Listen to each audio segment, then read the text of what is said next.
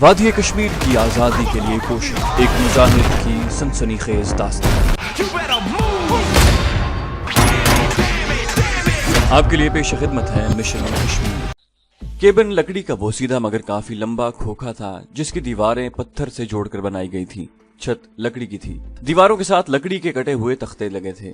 بائیں جانب والی دیوار کے ساتھ لکڑی کے لمبے صندوق ایک دوسرے کے اوپر رکھے ہوئے تھے۔ غور سے دیکھا تو وہ تابوت تھے جس میں مسیحی لوگ اپنی میتوں کو لٹا کر اپنے قبرستان میں دفن کرتے ہیں۔ اسی طرح کے 3 تابوت فرش پر بھی پڑے تھے۔ ایک تابوت پر وہی کشمیر کی نوادرات کی دکان والا ادھیڑ عمر کشمیری یعنی شمس الدین بیٹھا تھا۔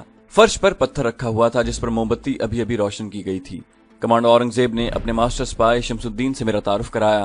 شمس الدین نے نہ تو مجھ سے ہاتھ ملایا نہ میرے سلام کا جواب دیا، بس غور سے مجھے اوپر سے نیچے تک دیکھا اور کمانڈو اورنگزیب سے کہنے لگا، مجھے کمانڈر شیروان نے وائرلیس پر ساری بات بتا دی ہے۔ یہ کام اتنی جلدی ہونے والا نہیں تھا، پھر بھی میں پوری کوشش کروں گا کہ جتنی جلدی ہو سکے حاجی صاحب کی بیٹی پروین کا سراغ مل سکے کہ اگر وہ جاٹ ریجمنٹ کے ہیڈ کوارٹر یا گیریزن میں ہے تو اسے کس مقام پر رکھا گیا ہے۔ اورنگزیب شمس الدین کی ساری بات غور سے سنتا رہا۔ خواجہ صاحب، ہمیں صرف اتنا معلوم ہو جانا چاہیے کہ پروین کو ریجمنٹل گیریزن میں اگر وہ وہاں پر ہے تو اسے کس بیرک میں یا کس کمرے میں بند کیا گیا ہے، اس کے بعد وہاں سے اسے نکالنا ہمارا کام ہے۔ ماسٹر سپائی شمس الدین کچھ دیر کے لیے خاموش ہو گیا۔ کمانڈو اورنگزیب نے کہا، کیا شملے کے اس گیریزن یا ریجمنٹل ہیڈ کوارٹر میں اپنا کوئی ایسا آدمی ہے جو پروین کے بارے میں درست معلومات فراہم کر سکے؟ شمس الدین بولا، اپنا آدمی بھی ہے اور وہ درست معلومات فراہم کر کے لے آئے گا، لیکن وہی بات ہے کہ اس میں ہو سکتا ہے کہ تھوڑا وقت لگ جائے۔ لیکن کمانڈر شیروان نے بتایا ہے کہ کرنل بھگت رام نے حاجی صاحب کو صرف 3 دن کی مہلت دی ہے۔ اورنگزیب نے کہا، یہ مہلت زیادہ بھی ہو سکتی ہے۔ اس پر شمس الدین بولا، اور اگر کرنل بھگت رام نے مہلت نہ بڑھائی اور پروین کو ہلاک کر ڈالا تو یہ بڑی ہزیمت ہوگی۔ دنیا والے کیا کہیں گے کہ کشمیری کمانڈو میں اتنی ہمت بھی نہ تھی کہ اتنے بڑے کشمیری بزرگ اور لیڈر کی بیٹی کو چھڑا سکتے۔ کمانڈو اورنگزیب بھی سوچ میں پڑ گیا۔ پھر اس نے پوچھا، آپ کے خیال میں پروین کا پتہ چلانے میں ہمارے آدمی کو اندازاً کتنا وقت درکار ہوگا؟ شمس الدین بولا، میں اس وقت کچھ نہیں کہہ سکتا، یہ تو اپنے آدمیوں سے مشورہ کرنے اور ان کی رائے معلوم کرنے کے بعد ہی کچھ پتہ چلے گا۔ ہو سکتا ہے وہ کل شام تک آ کر پروین کا ٹھکانہ بتا دیں، ہو سکتا ہے اس میں 2-1 دن لگ جائیں۔ حقیقت یہ ہے، جیسا کہ تم خود جانتے ہو، اس قسم کے حالات میں سیکیورٹی اتنی سخت کر دی جاتی ہے کہ سراغ لگانے کا کام سست ہو جاتا ہے۔ پھر تمہارے سری نگر والی چھاونی کو نیست و نابود کرنے کے بعد بھارتی فوج میں سخت بے چینی پھیل گئی ہے۔ وہاں کے کمانڈر کرنل بھگت رام کے لیے یہ اس کی ساکھ ہی نہیں بلکہ فوجی کیریئر کا مسئلہ بن چکا ہے۔ چنانچہ ان حالات میں پروین اس کے ہاتھ میں آیا ہوا ایک مہرہ ہے جس سے وہ بازی جیت بھی سکتا ہے اور بساتھ الٹ بھی سکتا ہے۔ لازمی طور پر یہاں ملٹری کی سیکیورٹی بہت زبردست کر دی گئی ہوگی، لیکن تم فکر نہ کرو، کام میں جتنی جلدی ہو سکا کروانے کی کوشش کروں گا۔ میں صبح رحیم کے پاس جاؤں گا، وہ پہلے رات کو بھی یہیں سوتا تھا مگر اب لوور بازار میں اپنے مکان میں چلا جاتا ہے۔ ایسا کرنا کہ کل دن کے 10-11 بجے کے دوران میرے پاس دکان پر آ جانا، میں تمہیں ساری صورتحال بتا دوں گا۔ میں اس دوران لکڑی کے تابوت پر بیٹھا خاموشی سے ان کی باتیں سنتا رہا۔ شمس الدین نے پوچھا، تم لوگوں کا کوئی پیچھا تو نہیں کر رہا تھا؟ کمانڈو اورنگزیب نے کہا، مجھے یقین ہے کہ ہمارے پیچھے کوئی انٹیلیجنس والا نہیں تھا۔ شمس الدین نے کہا، تم لوگوں کو ساتھ نہیں پھرنا چاہیے، میری دکان پر تم اکیلے ہی آنا، اپنے ساتھی کمانڈو کو بے شک اس کوٹھری میں ہی چھوڑانا، یہ تالے کی ایک چابی اپنے پاس رکھ لو۔ اس نے جیب میں سے ایک چابی نکال کر کمانڈو اورنگزیب کو دی اور کہا، کل دن کے 10-10:30 بجے تم اکیلے میری دکان پر آنا، دکان میں داخل ہونے کے بعد اوپر گیلری میں چلے جانا، میں وہیں آ جاؤں گا۔ اب تم لوگ واپس چلے جاؤ، خیال رکھنا اگر کوئی تمہارا پیچھا کر رہا ہے تو اسے اپنے پیچھے نہ آنے دینا، راستے میں ہی موقع پا کر اسے ختم کر دینا۔ اب جاؤ۔ ماسٹر سپائی شمس الدین نے موم بتی پھونک مار کر بجھا دی۔ میں اور کمانڈر اورنگزیب بوسیدہ تابوتوں والے کیبن سے باہر نکل کر اندھیرے میں جس طرف سے آئے تھے اسی طرف روانہ ہو گئے۔ کچھ دور چلنے کے بعد کمانڈو اورنگزیب نے مجھے بازو سے پکڑ کر اپنے ساتھ جلدی سے ایک طرف اندھیرے میں کیا اور عقاب جیسی چمکدار آنکھوں سے پیچھے اندھیرے میں گھورنے لگا۔ آہستہ سے بولا، ہو سکتا ہے ہمارے پیچھے کوئی خفیہ پولیس والا ہو، اگر ہوا تو ابھی سامنے آ جائے گا۔ ہم کوئی 2 منٹ تک پہاڑی پگڈنڈی کے اس موڑ پر اندھیرے میں خاموش کھڑے رہے مگر پیچھے سے کوئی آدمی نہ آیا۔ جب اورنگزیب کو اطمینان ہو گیا تو مجھے لے کر آگے چل پڑا۔ میں نے اورنگزیب سے پوچھا، رات گزارنے کے لیے ہمارا ٹھکانہ کون سا ہوگا؟ وہ چلتے چلتے کہنے لگا، شملے کے اوپر بازار میں ہمارا ایک آدمی رہتا ہے، ہم اس کے پاس ٹھہریں گے۔ رات کے 11:15 بج رہے تھے جب ہم اوپر بازار کی ایک اونچی نیچی پہاڑی میں اپنے آدمی کے مکان پر پہنچے۔ یہ 40-42 برس کا ایک مضبوط جسم والا مزدور ٹائپ کا آدمی تھا۔ وہ ہمیں اوپر لے گیا، اس نے کوٹھری کھول دی، اندر زمین پر بستر بچھا ہوا تھا۔ کمانڈو اورنگزیب نے اس آدمی سے کہا، سمت، مجھے 10 بجے کے بعد شمس الدین کی دکان پر جانا ہے، 9 بجے جگا دینا۔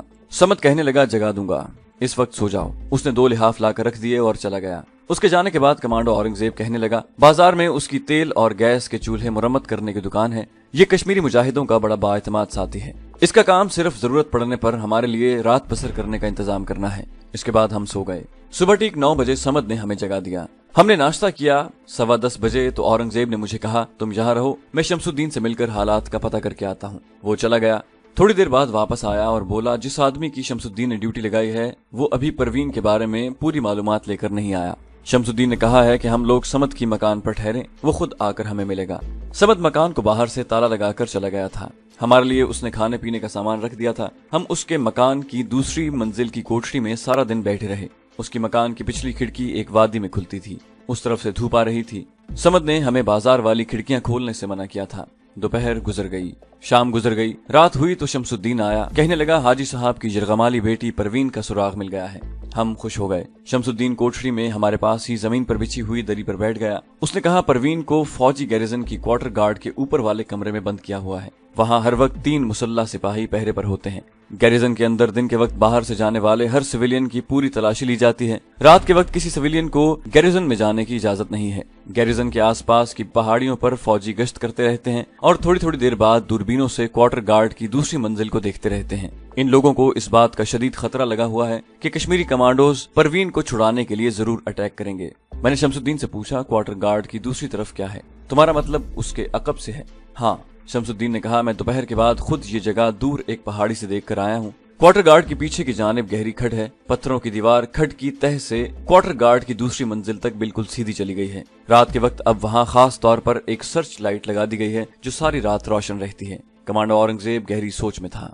शमसुद्दीन कहने लगा, मोहलत की मुद्दत में सिर्फ कल और परसों का दिन रह गया है। मैं क्वार्टर गार्ड का जो नक्शा देख कर आया हूँ, मैं नहीं समझता कि वहाँ हमारा कोई कमांडो पहुँच सकेगा। और फिर सिर्फ वहाँ पहुँचना ही नहीं, वहाँ मुसल्ला फौजियों की मौजूदगी में परवीन को निकाल कर भी लाना है। पीछे से ऊपर जाने का कोई जरिया नहीं। गैरिजन में सिक्योरिटी इस कदर सख्त कर दी गई है कि अपने मुसलमान कश्मीरी साथियों को भी जो गैरिजन के अंदर बागबानी और रसोई वगैरह में काम करते हैं, सख्त चेकिंग के बाद अंदर जाने दिया जाता है। मैंने शमसुद्दीन से कहा, लेकिन कुछ भी हो, हमें परवीन को हर हाल में वहाँ से निकालना है। शमसुद्दीन कहने लगा, वो तो तुम्हारी बात बिल्कुल ठीक है। मैं ये भी मानता हूँ कि तुम लोग जान की परवाह किए बगैर इस मिशन पर चल पड़ोगे, लेकिन इससे क्या हासिल कि मिशन भी मुकम्मल ना हो और जान भी चली जाए। इस दौरान कमांडर औरंगजेब खामोश था। वो कुछ सोच रहा था।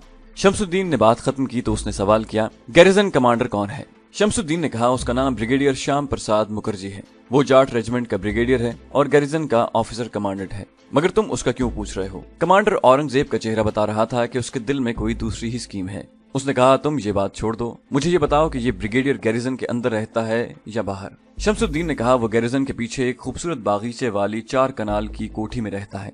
कमांडो औरंगजेब के चेहरे पर हल्का सा तबस्सुम नमूदार हुआ, जैसे उसे कोई नया मिशन कामयाब होता नजर आ रहा है। उसने धीमे लहजे में पूछा, वो अकेला रहता है या फैमिली भी है? पूरी फैमिली उसके साथ रहती है। उसकी मोटी बंगालन बीवी अपनी जवान लड़की के साथ हमारी दुकान में चीजें खरीदने आती रहती है। कमांडो औरंगजेब ने मेरी तरफ देखा। वो मुस्कुरा रहा था।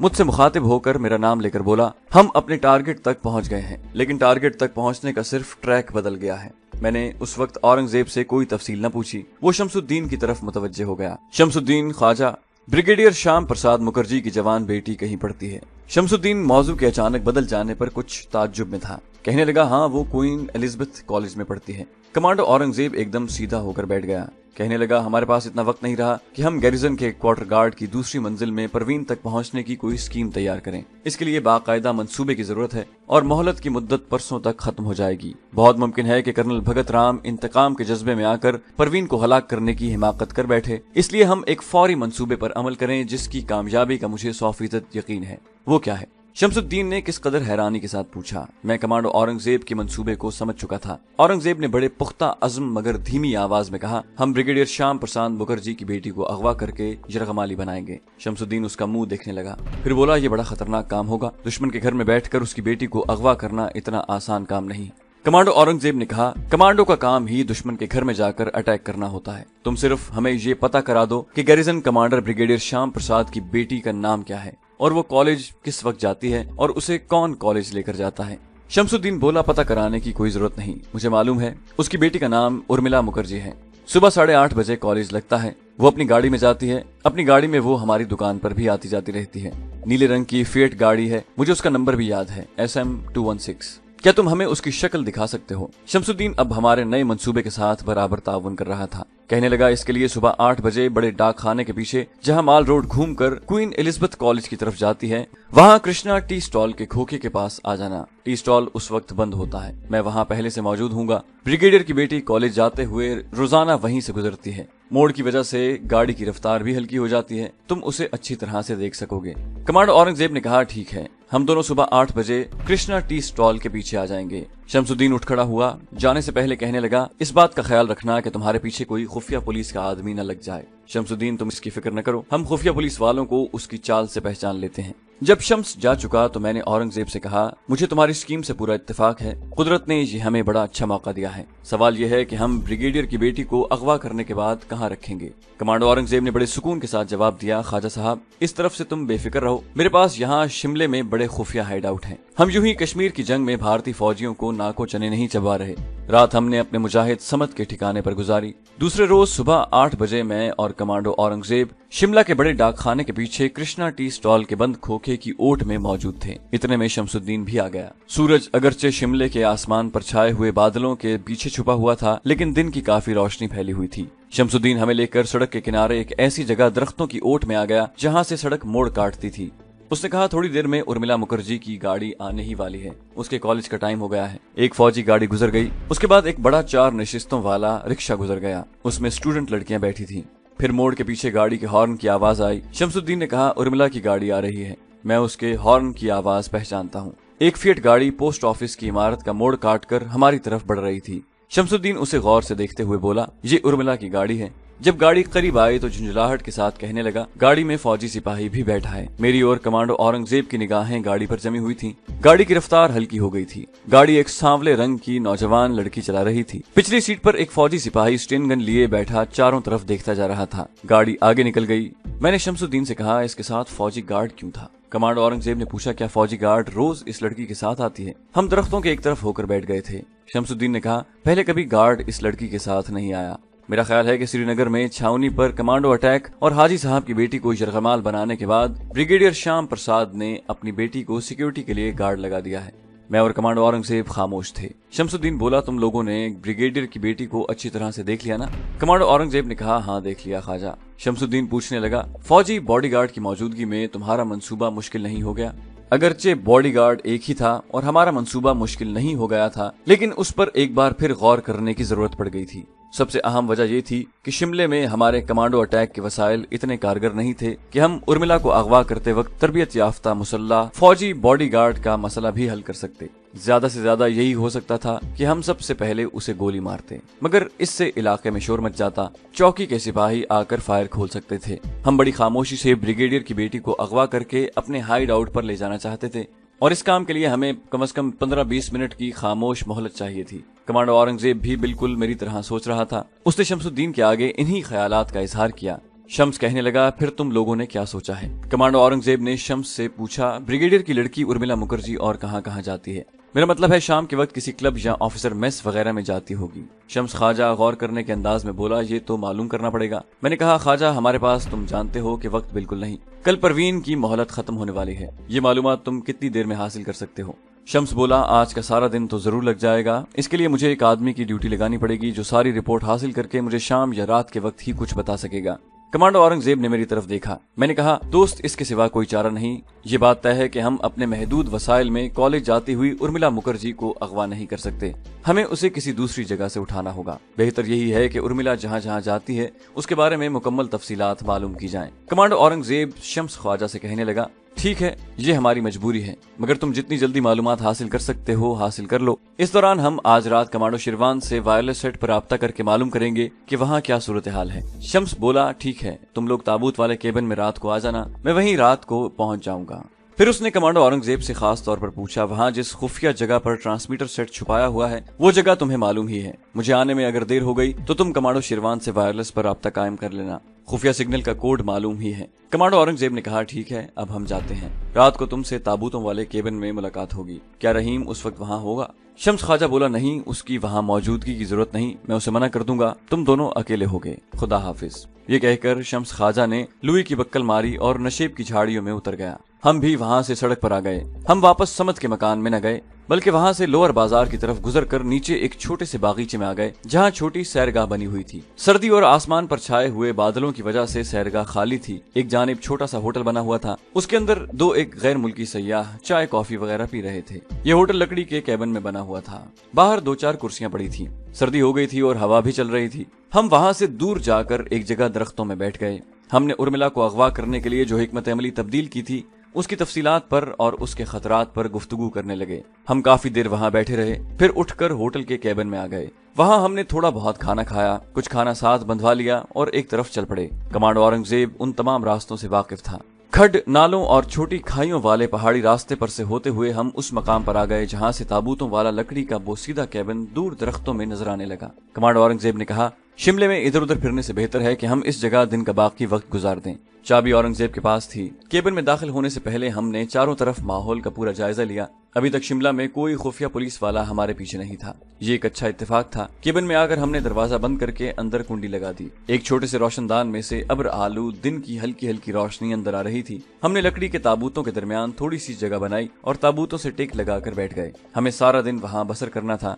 औरंगजेब अपना पिस्तौल निकालकर रुमाल से उसे चमकाने और उसके मैगजीन को चेक करने लगा। जब मैंने औरंगजेब से पूछा कि हमें इस मिशन में खुदकार असलहे की जरूरत पड़ेगी, वो कहाँ से आएगा, तो कमांडो औरंगजेब ने कहा, इसका इंतजाम भी हो जाएगा, बस समझो कि इसका इंतजाम पहले से हो चुका है। हमें सबसे पहले ये मालूम होना चाहिए कि ब्रिगेडियर की बेटी उर्मिला को हमें अगवा कहाँ से करना है। हो सकता है वहाँ इस किस्म के हालात हों कि हमें असलहे की जरूरत न पड़े। बहरहाल हम एक एक पिस्तौल और दस्ती बम जरूर रखेंगे।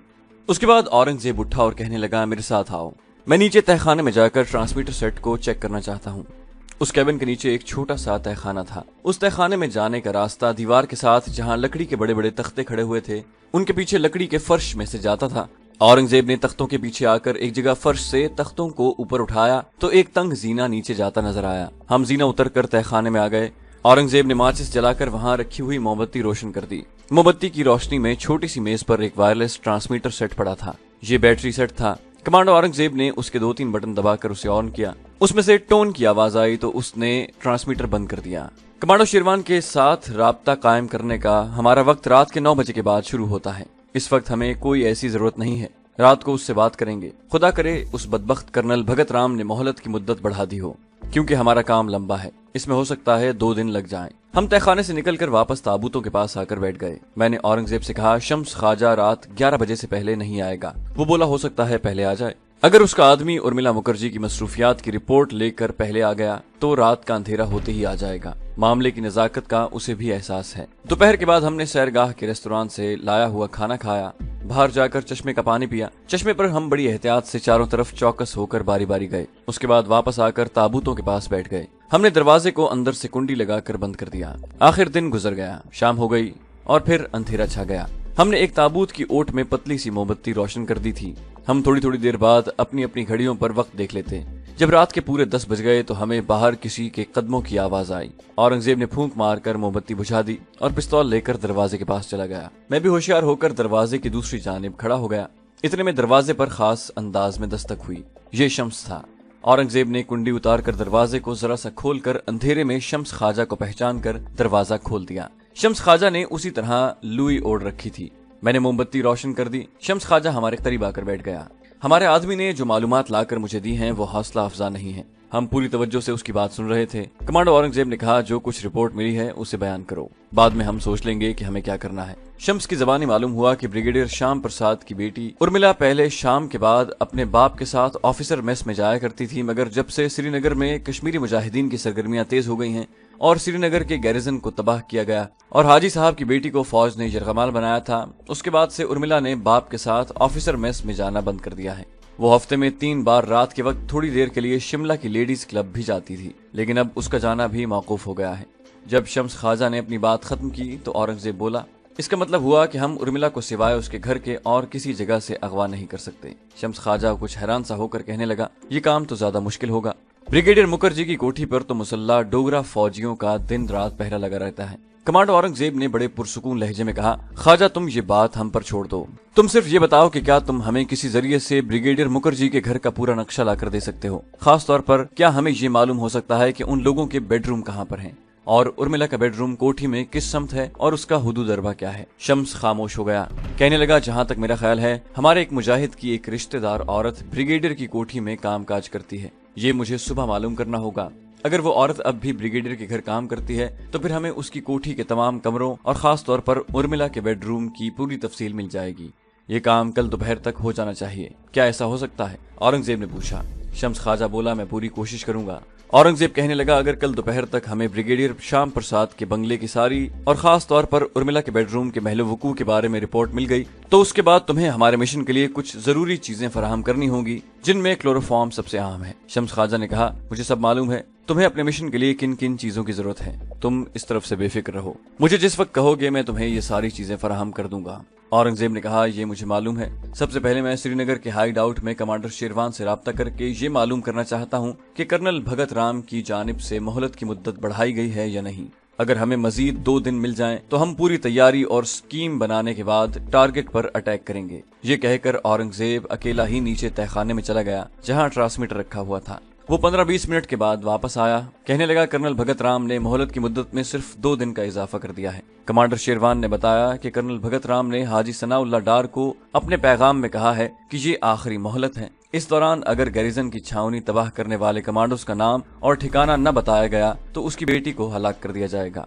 ट्रांसमीटर पर कमांडर औरंगजेब ने शेरवान से सारी गुफ्तगू खुफिया कोड में की थी। मैंने कहा, ये अच्छी बात है। अगर कल तक हमें शिमले में ब्रिगेडियर मुखर्जी के बंगले की पूरी तफसीलात मिल जाती हैं तो कल रात को हम अटैक कर सकते हैं। बिल्कुल, कमांडर औरंगजेब ने कहा। और शम्स ख्वाजा, मिशन की कामयाबी की सूरत में हमें ब्रिगेडियर की बेटी को इंतहाई खुफिया और महफूज जगह पर उस वक्त तक छुपाए रखना है जब तक कि परवीन को शिमला के फौजी कैंप से रिहा करके श्रीनगर उसके माँ बाप के पास पहुँचा नहीं देते। शम्स ख्वाजा बोला, इसके लिए कब्रिस्तान वाला तहखाना सबसे मुनासिब रहेगा। कमांडर औरंगजेब जो उस तहखाने से वाकिफ था कहने लगा, हाँ मेरे ख्याल में वो तहखाना ठीक रहेगा। वहाँ साथ छोटा बाथरूम भी है। हम अगर अपने मिशन में कामयाब हो गए तो ब्रिगेडियर की बेटी को तो हम वहीं ले जाएंगे। उस वक्त वहाँ कमांडर रहीम ताबूत सास को अपने 2 साथियों के हमराह मौजूद होना चाहिए और इन तीनों के चेहरे नकाब में छुपे हुए होंगे। हमें अपने चेहरे छुपाने की जरूरत नहीं होगी। शम्स ख्वाजा ने कहा, मिशन पर जाने से पहले तुम लोग मुझे खबर कर दो। इसकी कामयाबी की सूरत में तुम ब्रिगेडियर के बंगले से निकलकर उस कच्ची सड़क पर आओगे जो डिग्गी को जाती है। वहाँ कमांडो रहीम वैगन लेकर पहले से तुम्हारे इंतजार में मौजूद होगा। अगर तुम्हारा मिशन नाकाम हो गया तो वो तुम्हें वहाँ नहीं मिलेगा। मिशन की नाकामी की सूरत में कोठी में शोर जरूर मचेगा और फायरिंग भी हो सकती है। इन आवाजों को सुनते ही रहीम वहाँ से वैगन लेकर भाग जाएगा। फिर अगर तुम लोग जिंदा बच गए तो तुम्हें खुद वहाँ से फरार होना होगा। कमांडो औरंगजेब ने कहा, मैं सब समझता हूँ। तुम कोशिश करना कि कल शाम तक ब्रिगेडियर के बंगले का अंदरूनी सारा नक्शा हमें मिल जाए। इस दौरान हम इस कैबिन में नहीं होंगे। हम कल सूरज गुरूब होने के बाद यहाँ आएंगे। फिर जैसी सूरत हाल हुई उसके मुताबिक अपने कमांडो मिशन का फैसला करेंगे। शम्स बोला, बेहतर है, अब मैं जाता हूँ। जब वो चला गया तो मैंने कमांडो औरंगजेब से कहा, ये लोग हमारे लिए खुदकार असलहा वगैरह का इंतजाम कर देंगे। उसने कहा, हमें जिस चीज की जरूरत होगी वो मिल जाएगी, बेफिक्र रहो। हमने रात उसी कैबिन में मर्दों के खाली ताबूतों के पास गुजारने का फैसला किया और वहीं जगह बनाकर लेट गए। कमांडो जहाँ चाहे सो सकता है। तो दोस्तों, ये थी हमारी आज की एपिसोड। उम्मीद करते हैं आपको हमारी कहानी पसंद आई होगी। जाने से पहले इस वीडियो को लाइक कीजिए और शेयर करना मत भूलिए। कमेंट करके हमें बताइए कि आपको हमारी वीडियो कैसी लगी। और अगर अभी तक आपने इस चैनल को सब्सक्राइब नहीं किया तो इसे सब्सक्राइब कीजिए और बेल आइकन दबाकर ऑल नोटिफिकेशंस ऑन कर लीजिए।